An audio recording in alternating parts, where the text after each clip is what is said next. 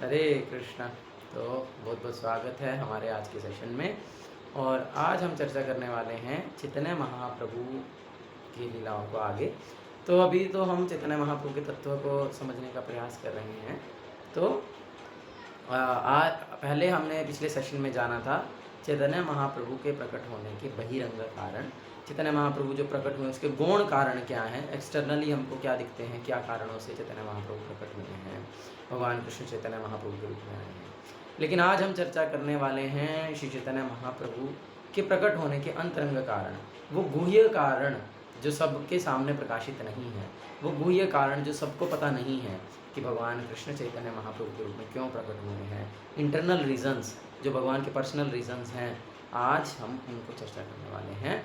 हाँ, तो उसके लिए हमें सबसे पहले चैतन्य महाप्रभु की कृपा की याचना करनी चाहिए। तो हम एक श्लोक बोलेंगे। जय जय श्री चैतन्य जय नित्यानंद, जय अद्वैत चंद्र जय गौर भक्त वृंद, सबे मिली करो कृपा करो करुणा, अधम पतित जाने ना करे हो घृणा। तो इस प्रकार से हम जो है चैतन्य महाप्रभु की और उनके पार्षदों की कृपा की याचना करते हुए हम चैतन्य महाप्रभु के बारे में चर्चा करना प्रारंभ करते हैं। तो चैतन्य चरितामृत में बहुत ही सुंदर सुंदर श्लोक हैं जिनसे हम चैतन्य महाप्रभु के बारे में जानेंगे और फिर जो है उनके जो प्रकट होने के जो अंतरंग कारण हैं उसको हम चर्चा करेंगे। तो आई थिंक आपको स्क्रीन दिख रही होगी। हरे कृष्णा। जी प्रभु दिख रही। तो बड़ा ही सुंदर श्लोक है श्रीमद, ये जो है हमारे चैतन्य चरितामृत का बहुत बिगिनिंग का ही 5वां ही श्लोक है, बहुत सुंदर।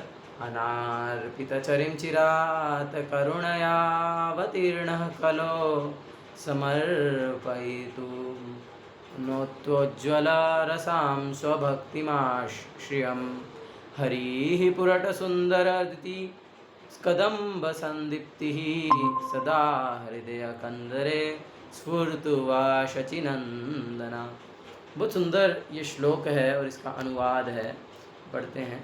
श्रीमती शची देवी के पुत्र के नाम से विख्यात वे महाप्रभु आपके हृदय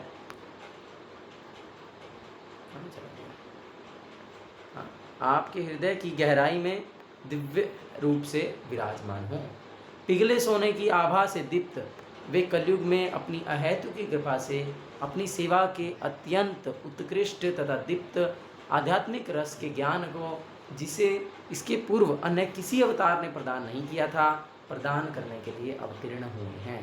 तो चैतन्य महाप्रभु बहुत ही विशेष क्यों है? चैतन्य महाप्रभु क्या कर रहे हैं? अनर्पित चरिम चिरात, जिसे बहुत लंबे समय से अब तक किसी ने नहीं दिया है, किसी ने अर्पित नहीं किया है। करुणया अवतीर्ण, अब आप अपनी हेतु की कृपा करके जो है कलो इस कलयुग में प्रकट हुए हैं। हाँ, और क्या करने के लिए? समर्पयितुम, तुम क्या समर्पित कर रहे हैं, क्या दे रहे हैं? उन्नत उज्ज्वल रसाम, जो उज्ज्वल रस यानी जो माधुर्य रस है भगवान का, वो जो राधा और कृष्ण का जो आपस में प्रेम संबंध है, वो जो माधुर्य रस को जो है देने के लिए जो है आप प्रकट हुए हैं। और स्वभक्तिम श्रियम, और अपनी भक्ति रूपी निधि जो है सबसे श्रेष्ठ जो वस्तु है, अपनी भक्ति, स्वभक्ति, अपनी भक्ति देने के लिए आप जो है प्रकट हुए हैं। हरि जो है परम भगवान प्रकट हुए हैं। और वो कैसे हैं? पुरट सुंदरा, स्वर्ण के जैसे हैं।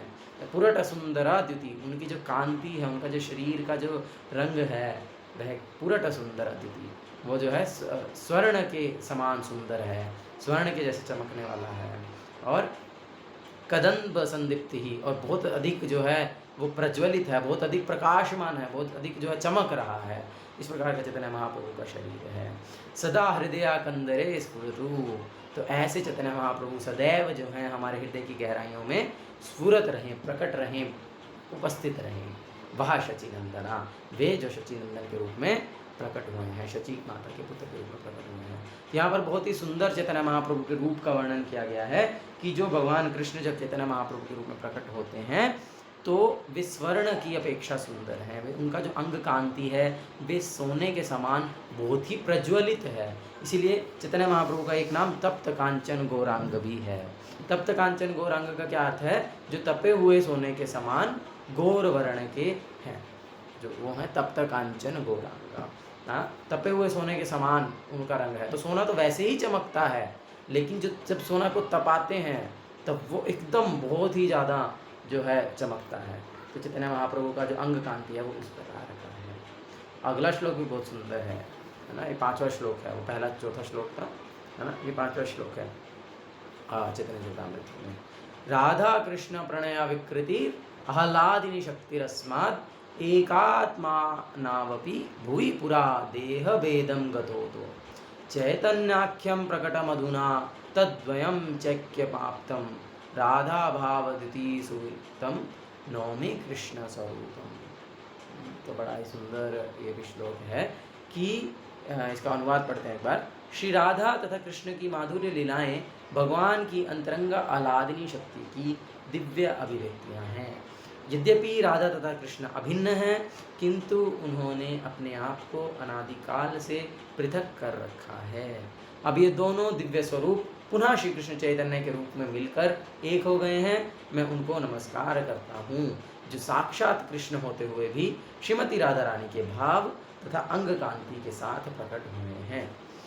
तो ये तत्व है कि चैतन्य महाप्रभु कौन है। हाँ, तो वो यहाँ पर वर्णन हमको मिलता है, बड़ा सुंदर। तो क्या बोला? राधा कृष्ण प्रणय विकृति। जो राधा कृष्ण का जो प्रेम है वो जब परिवर्तित होता है तो वो क्या बनता है? अलादिनी शक्ति रस्मा। वो अलादिनी शक्ति बनता है। अलादिनी शक्ति क्या है? भगवान, इसको बहुत डिटेल में एक्सप्लेन किया गया है कि भगवान की मुख्य रूप से अंतरंग 3 शक्तियाँ हैं, जो कि है आह्लादिनी शक्ति, समवित शक्ति और संधिनी शक्ति। तो आह्लादिनी शक्ति जो है वो भगवान की आनंददायिनी शक्ति है। आह्लाद का अर्थ होता है आनंद। तो जो भगवान को आनंद प्रदान करने वाली शक्ति है वे आह्लादिनी शक्ति है। आह्लादिनी शक्ति का 2 चीज़ें हैं, प्रभुपाद जी वर्णन कर रहे हैं। एक कि वह भगवान को आनंद प्रदान करती है, और दूसरा अपने जो भगवान के भक्त हैं उन्हें सुरक्षा प्रदान करती है। उनको मतलब उनके निर्देशन में रहते हैं, उनको सहायता करती हैं जो कि भगवान के ओर आना चाहते हैं। तो इसीलिए वो जो अलादिनी शक्ति है वो श्रीमती राधा रानी है। वो जो रूप है अलादिनी शक्ति का पर्सनिफाइड रूप जो है वो श्रीमती राधा रानी है। यानी भगवान के प्रति प्रेम का, भगवान से जो प्रेम का जो स्वरूप है, भगवान को आनंद देने का जो स्वरूप है वो श्रीमती राधा रानी है। इसीलिए अनया आराधितो, कि उनसे बेस्ट कोई जानता नहीं है किस प्रकार से कृष्ण को सेवा किया जाए, वो हैं श्रीमती राधा रानी। तो इसीलिए जो श्रीमती राधा रानी है, इसलिए हम देखते हैं कि जो जनरली जो कृष्ण के भक्त हैं वे सदैव श्रीमती राधा रानी का आश्रय लेते हैं। क्यों? क्योंकि श्रीमती राधा रानी आह्लादिनी शक्ति हैं, है ना। तो वो जो है भक्तों को, भक्त उन्हीं के ही निर्देशन में रहते हैं, उन्हीं के संरक्षण में भक्त रहते हैं। तो इसीलिए उन्हीं को ही आश्रय मानते हैं, तो श्रीमती राधा रानी के आश्रित रहते हैं, है ना। अच्छा, तो वैसे तो वो क्या है, एक आत्मनो, अभी एक ही रूप में प्रकट हुए हैं, लेकिन अपि यद्यपि भुवि पुरा देह भेदम, जबकि वो बहुत समय से जो हैं अलग अलग हैं। यानी कि वैसे तो राधा और कृष्ण एक ही हैं, वे अभिन्न हैं, लेकिन वे जो हैं बहुत अनादिकाल से जो हैं वे अलग अलग हो चुके हैं। मतलब कि अलग अलग भेद, देह भेदम, उनका जो देह है वो अलग अलग हो गया है। राधा जो है वो अलग शरीर में है अभी, और कृष्ण जो है वो अलग शरीर में, हालांकि दोनों ही दिव्य हैं। इस प्रकार से एक्सप्लेन किया गया है कि जो कृष्ण है वे सुप्रीम जो है पुरुष हैं, और जो श्रीमती राधा रानी सुप्रीम स्त्री हैं। तो अलग अलग देह में वे अनादिकाल से हैं, लेकिन दोनों ही सुप्रीम हैं। राधा कृष्ण एक ही हैं, लेकिन अभी यहाँ पर क्या हो गया, एकात्मनो, अभी एक ही रूप में आ गए दोनों, फिर से एक हो गए, फिर से एक साथ आ गए। चैतन्याख्यम, चैतन्याख्यम, चैतन्य के नाम से जो हैं वे प्रकट हुए हैं, प्रकट अधुना तद्वयम, दोनों च ऐक्यम, एक हो गए। तो इसीलिए जो भगवान है वो अभी कैसे हैं, राधा भाव द्युति सुवलितम। वे अब जो है भगवान कृष्ण ने क्या किया है, श्रीमती राधा रानी का भाव ले लिया है, और श्रीमती राधा रानी की कांति ले ली है, और जो है उससे सुसज्जित हैं। तो इसीलिए हम जैसे अभी हम प्रणाम करते हैं मंगलाचरण में, तप्त कांचन गौरांगी राधे वृंदावनेश्वरी। तो श्रीमती राधा रानी कैसी हैं, जिनका वर्ण जो है, जिनकी जो द्युति, जो जिनकी जो कांति जो है वो कैसी है, तप्त कांचन गौरांगी, वो तपे हुए सोने के समान गौर वर्ण की हैं। इसीलिए चैतन्य महाप्रभु को कहा जाता है तप्त कांचन गौरांगा, क्योंकि भगवान कृष्ण श्रीमती राधा रानी का रंग लेकर के आए हैं, उनके देह की कांति को लेकर के आए हैं, और क्या लेकर के आए हैं, उनके हृदय को, उनके हृदय के भावों को लेकर के आए हैं। हाँ, है तो कृष्ण स्वरूपम। देखो कितना सुंदर ये लाइन लिखा है ना, राधा भाव द्युति सुवलितम नौमी कृष्ण स्वरूपम। है तो वो कृष्ण, है तो कृष्ण स्वरूप, लेकिन जो है वे क्या बने हैं, अभी श्रीमती राधा रानी का भाव द्युति सुवलितम, अभी वो श्रीमती राधा रानी के भाव से, श्रीमती राधा रानी की कांति से सुसज्जित हैं। तो इस प्रकार से हम समझते हैं। अभी तो अब जो है यहाँ पर इस श्लोक में, छठे श्लोक में जो है कृष्णदास कविराज गोस्वामी ने वर्णन किया है कि जो हमारे भगवान कृष्ण के चैतन्य महाप्रभु के रूप में प्रकट होने के अंतरंग कारण क्या है। तो ये इसको बाद में आगे पूरे चैप्टर में इस श्लोक को उन्होंने एक्सप्लेन किया है, तो हम समझने का प्रयास करते हैं।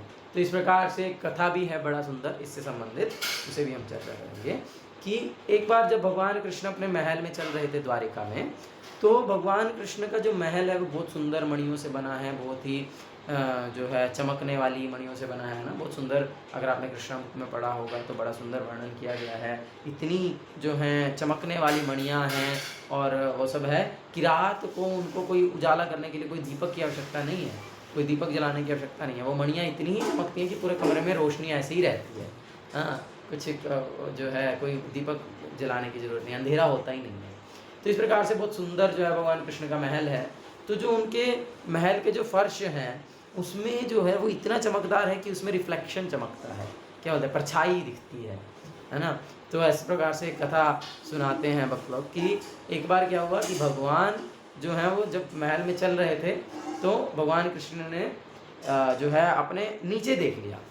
तो नीचे देखा तो फर्श में क्या दिखेगा, फर्श में उनको अपना रिफ्लेक्शन दिख गया, और अपना रिफ्लेक्शन देख करके चैतन्य महाप्रभु भगवान कृष्ण जो है वो इतने आकर्षित हो गए अपने रूप के प्रति कि वे जो है फर्श पर लोट पलोट होने लगे।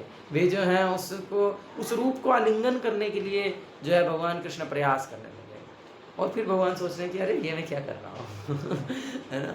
तो फिर जो है फिर भगवान कृष्ण सोच रहे हैं कि अरे जब मैं मेरे रूप के प्रति इतना आकर्षित हो रहा हूँ, तो श्रीमती राधा रानी जो उनसे इतना प्रेम करती हैं, वो मेरे रूप के प्रति कितना आकर्षित होती होंगी, उनका मेरे लिए कितना प्रेम होगा, कितना आकर्षण होगा, वो मेरे लिए क्या अनुभव करती होंगी।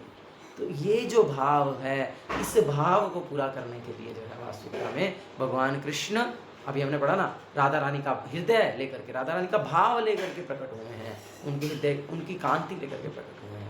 वो देखना चाहते हैं कि क्या श्रीमती राधा रानी का भाव है, क्या श्रीमती राधा रानी उनके बारे में सोचती है।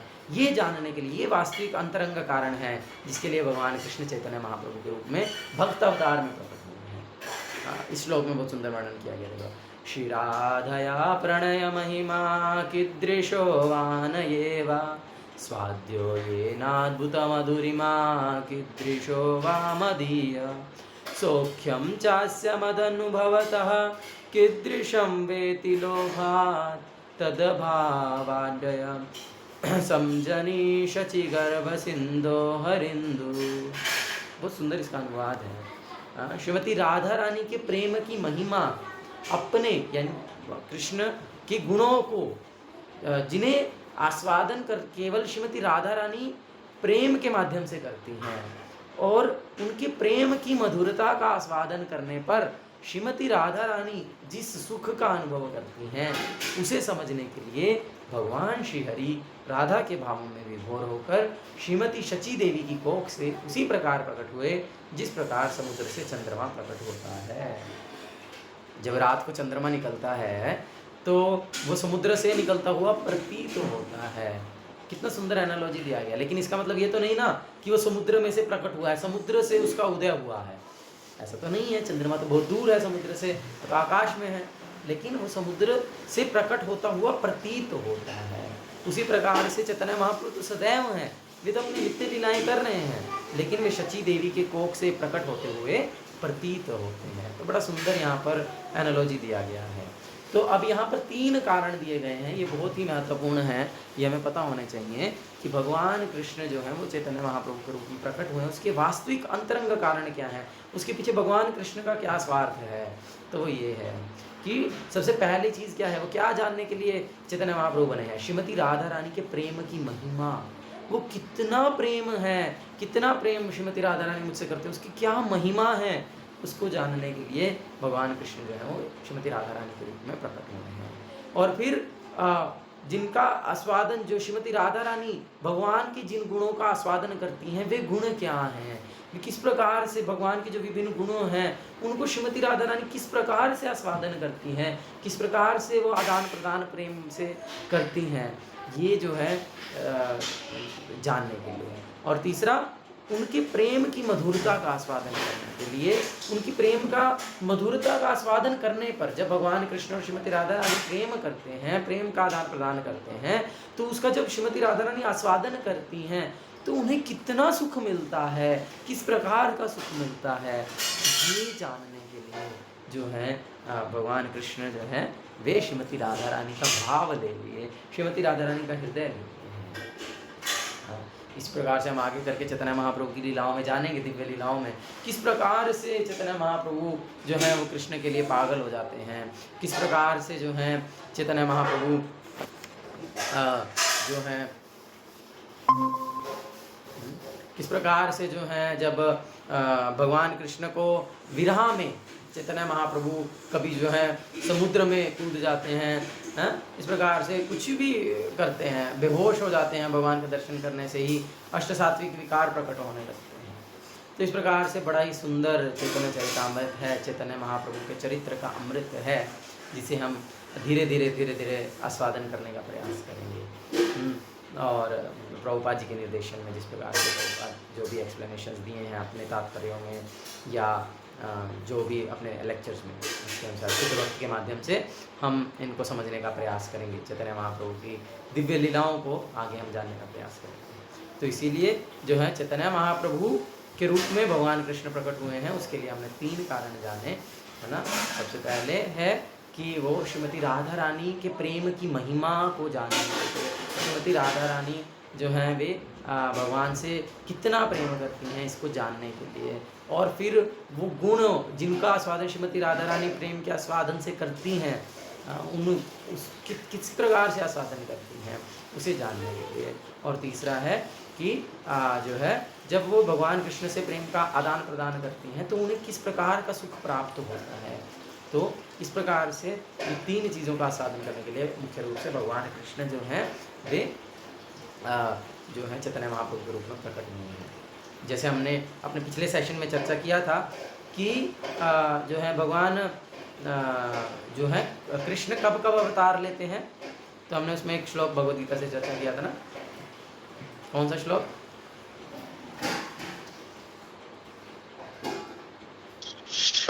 प्रभु मैं तो लास्ट सेशन में नहीं था। परित्राणाय साधूनां विनाशाय च दुष्कृतां धर्म संस्थापनार्थाय संभवामि युगे युगे। तो भगवान के अवतार लेने के 2 कारण हैं, परित्राणाय साधूनां, साधु पुरुषों का उद्धार करने के लिए, और विनाशाय च दुष्कृतां, और दुष्टों का विनाश करने के लिए भगवान अवतार लेते हैं। तो वहाँ पर बहुत सुंदर वर्णन किया है प्रभुपाद जी ने कि जो है भगवान को वास्तविकता में भगवान कृष्ण जैसे प्रकट होते हैं तो वे दुष्टों का विनाश करने के लिए प्रकट नहीं होते हैं, वे तो अपनी दिव्य लीलाओं को प्रकट करने के लिए जो हैं प्रकट होते हैं, अपनी दिव्य लीलाओं को अपने भक्तों के समक्ष प्रकट करने के लिए प्रकट होते हैं, ताकि जो साधु पुरुष हैं उनका उद्धार हो सके, वे जो है भगवान की उन दिव्य लीलाओं को चर्चा कर सकें, वे भगवान की उन दिव्य लीलाओं का आस्वादन कर सकें। इसीलिए जो है भगवान जो है अपनी दिव्य लीलाओं को प्रकट करते हैं। अब उसके बीच में दैत्य लोग आते हैं, असुर आते हैं और भगवान उनको खेलते में मार देते हैं। तो ये तो ऐसे ही हो जाता है, इसके लिए भगवान को आने की आवश्यकता नहीं है, इसके लिए भगवान नहीं आते हैं। भगवान वास्तविकता में परित्राणाय साधूनां, अपनी दिव्य लीलाओं को जो है प्रकट लीला बनाने के लिए आते हैं, प्रकट करते हैं, ताकि जो साधु लोग हैं वो उसका आस्वादन कर सकें।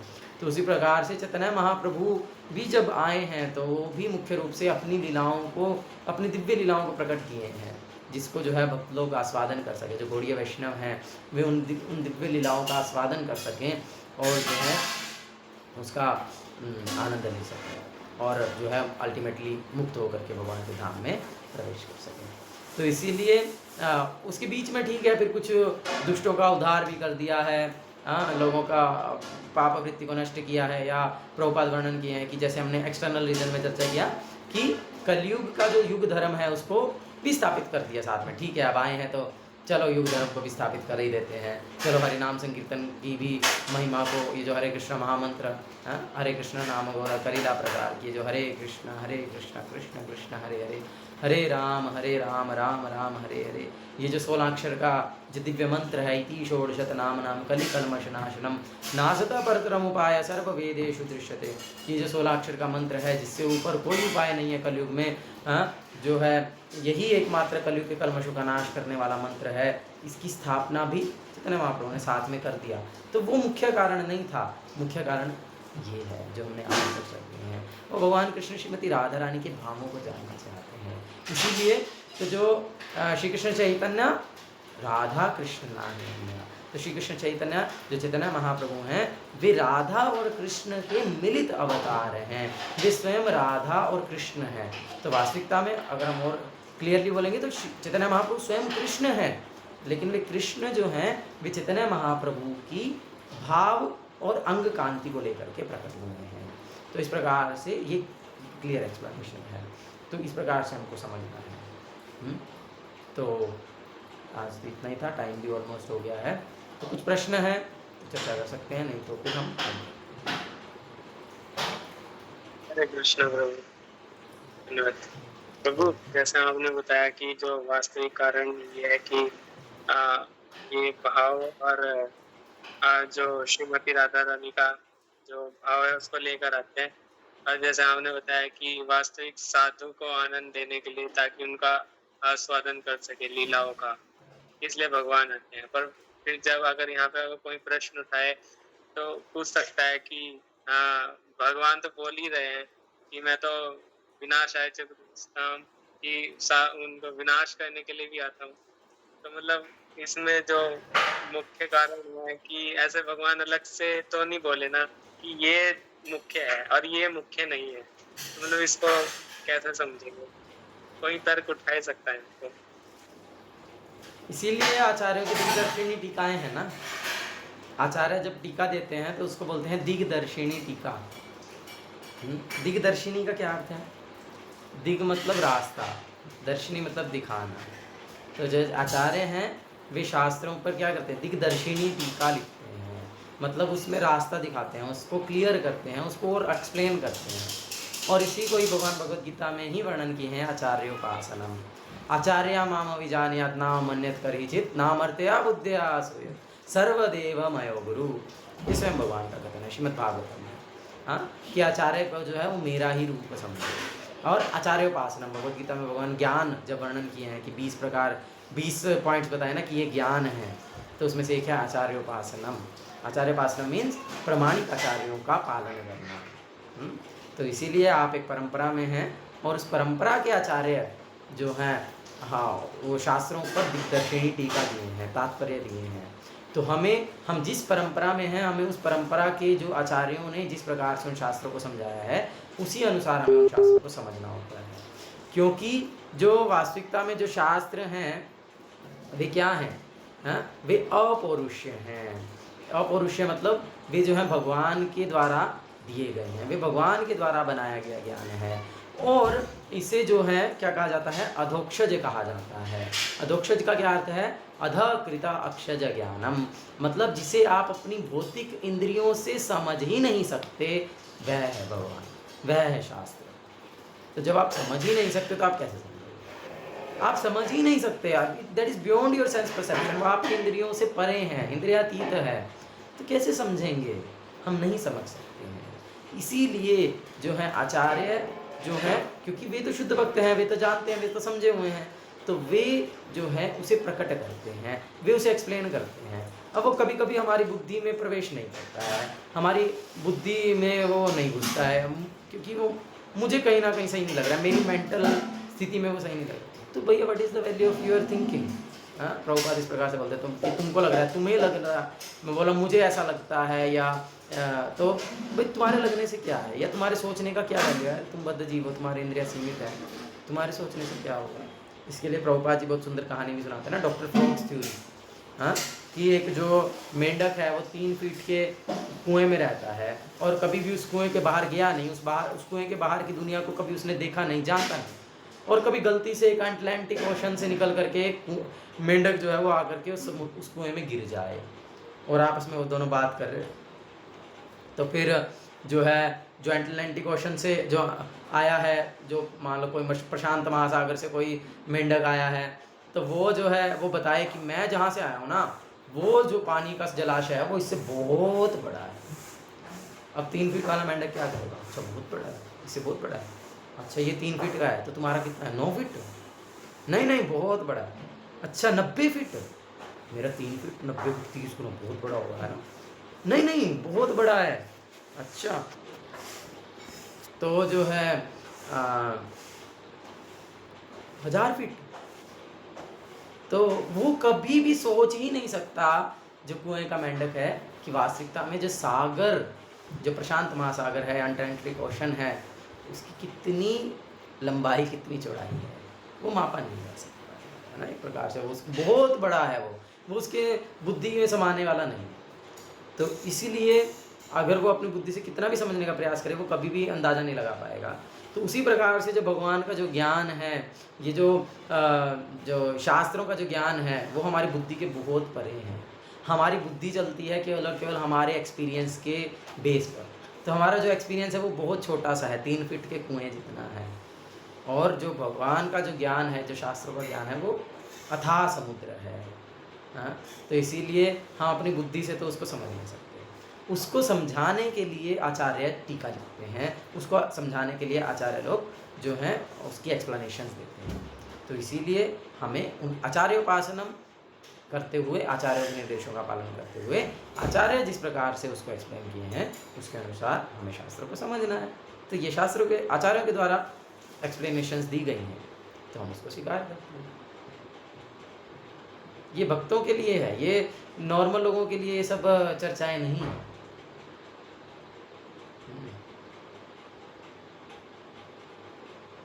क्लियर है?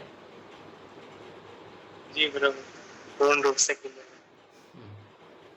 और कोई प्रश्न और किसी को? हाँ प्रभु, एक प्रश्न और था कि जैसे चैतन्य महाप्रभु राधा रानी का भाव लेके आए और मतलब दिखाया कि कैसे भक्ति करनी है, फिर मतलब वो तो राधा रानी का भाव लेके आए थे, अभी मैं देखो तो मेरे अंदर तो कैसा भी भाव नहीं है, तो मतलब वो मतलब कि फिर हम कौन सा भाव ले अभी अपनी स्थिति के अनुसार कि हम अच्छे से भक्ति कर सके या आगे बढ़ सके, उन्नत हो सके, आगे थोड़ा अभी जहाँ है उससे थोड़ा और आगे जा सके। दिए ना आचार्य लोग,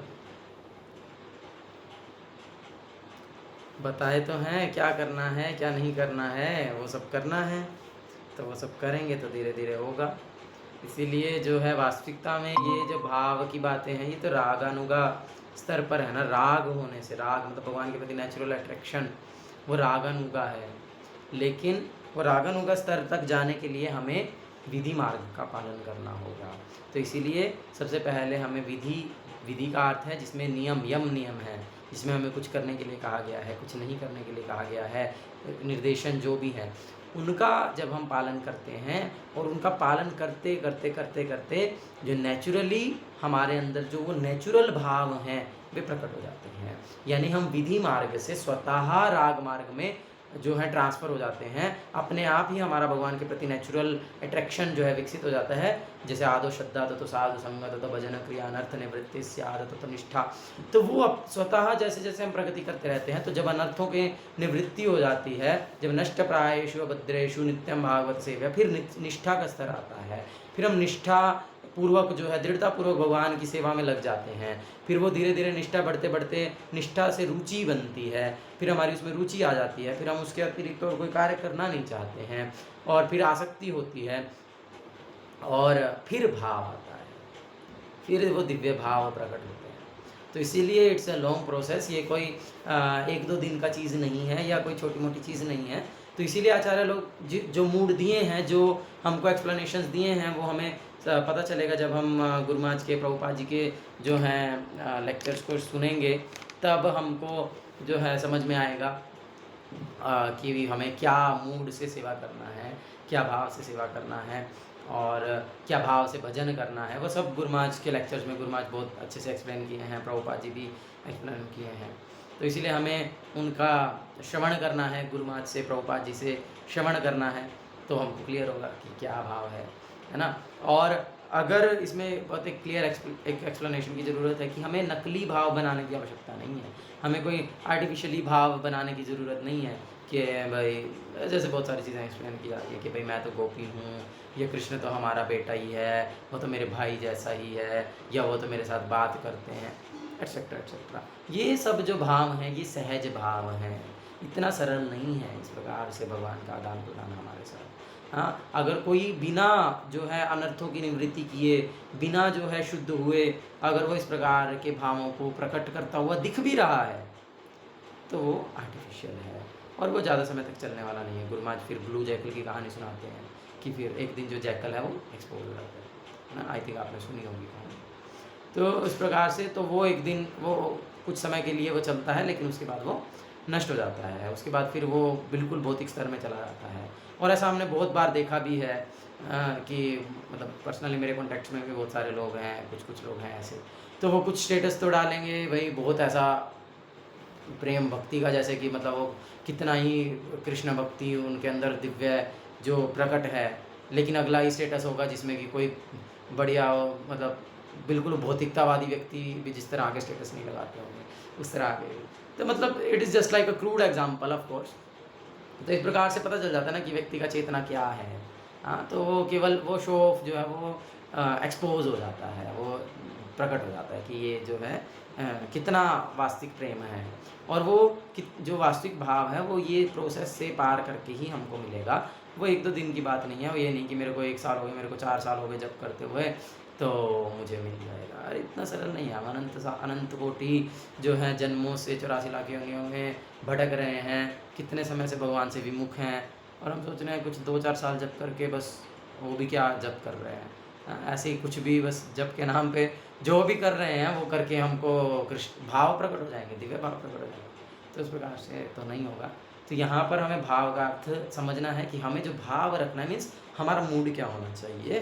तो हमें सबसे पहली बात तो विधि मार्ग का पालन करना है। यही बात को समझते हुए कि हम शुद्ध नहीं हैं और हमारा भगवान के प्रति अभी नेचुरल अट्रैक्शन नहीं है, हम अभी राग मार्ग के पालन करने के योग्य नहीं हैं। हमें इसीलिए विधि मार्ग का पालन करते हुए उस धीरे धीरे उस राग मार्ग तक पहुंचना है, और उसके लिए हमें शुद्ध होना होगा। उसके लिए हमें जो है ये विधि नियमों का पालन करना है।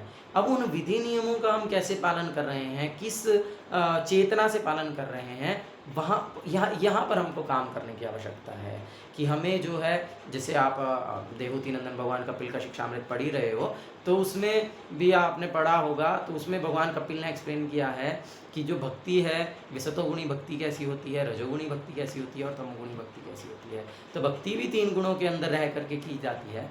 भक्ति तीनों गुणों से परे है, लेकिन हम तो तीनों गुणों में है ना, तो हम किस गुण में भक्ति कर रहे हैं वो भक्ति उसी प्रकार की हो जाती है। तो इसीलिए तो जो वो भाव है वो हमारा वो सतोगुणी भक्ति वाला भाव होना चाहिए। वो आप उधर डिटेल में पढ़ सकते हो, है ना। और अगर हमारा रजोगुणी भक्ति वाला भाव है या तमोगुणी भक्ति वाला भाव है, तो फिर हम प्रोग्रेस ज़्यादा नहीं कर पाएंगे। फिर अकॉर्डिंगली हमें रिजल्ट मिलेगा, नाम यश प्रतिष्ठा मिल जाएगी भक्ति करने से। आप जो भी वो उसमें आप वर्णन किया गया, आप डिटेल में उधर पढ़ सकते हो, मैं यहाँ पे चर्चा नहीं कर रहा हूँ, है ना। तो ये जो 3, तो इसीलिए हमें जो है वास्तविक भाव, अगर हम मतलब सही डायरेक्शन में चलना चाहते हैं तो हमें विधि मार्ग का पालन करना है सतोगुणी तरीके से। यानी उसके लिए बहुत इम्पोर्टेंट है under the guidance of authority. हमें किसी जो है गुरु के निर्देशन में विशेष रूप से जो है हमें भक्ति के जो है अभ्यास करना है, इस विधि नियम का पालन करना है। उसके लिए हमारे पास डायरेक्ट गाइडेंस होना चाहिए किसी जो है वरिष्ठ भक्त का, गुरु जी का, जिसमें जो है वो हमें डायरेक्ट निर्देशन दे सकें कि हम क्या कर रहे हैं क्या नहीं कर रहे हैं, उसको देख सकें, हमें करेक्ट कर सकें और जो है उसके अनुसार हमारे जो स्थिति के अनुसार हमें गाइड भी कर सकें, तो फिर हम सही दिशा में आगे बढ़ें। ठीक है, क्लियर? जी प्रभु, बहुत सुंदर था। और कुछ?